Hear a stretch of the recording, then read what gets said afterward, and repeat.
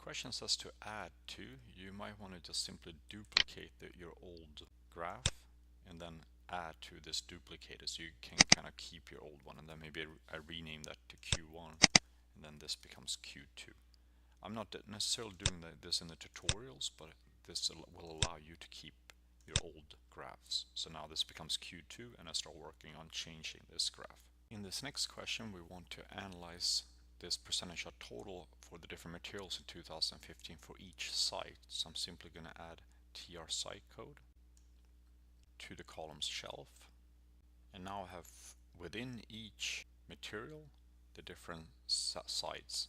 So for ceramic, what is the percentage of total for California, and so on. It's not displaying quite correctly right now, because right now all these different percentages here are adding up to 100%, and I want California's. If I only do California's, I want those to be adding up to 100%. I need to change how I'm computing this.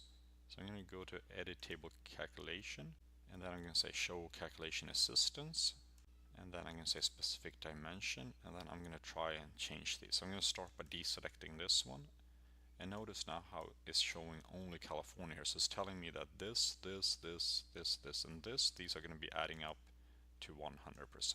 If I instead only selected tr site code, then these ones would together add up to 100%. But I want this display right here.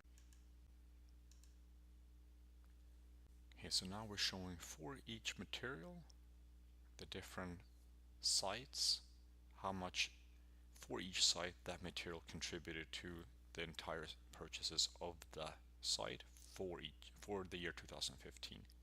If we switch these two pills around, now we're showing the percentage of total for each site instead. So here now we're grouping first by site, and then within sites we're grouping by the different materials. But the question is asking to do it this way. And then the next thing we're going to do is do some formatting. So we're going to add borders around each bar and apply consistent colors for each site.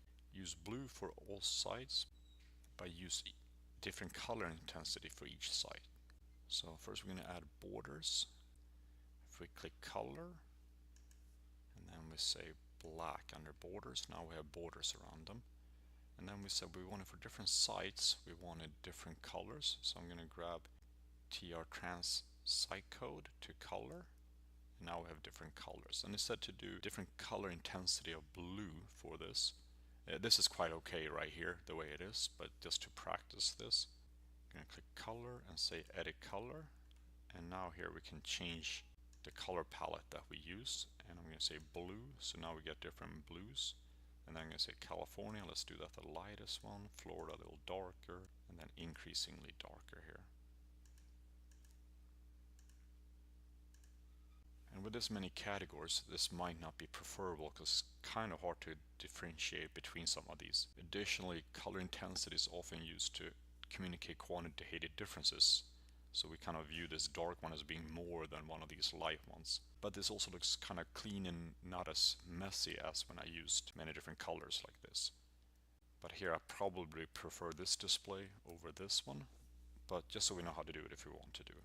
And we're going to display bar labels vertically. So these are already displayed vertically. And then we're going to change the chart title to % of total purchases per site rather than company wide.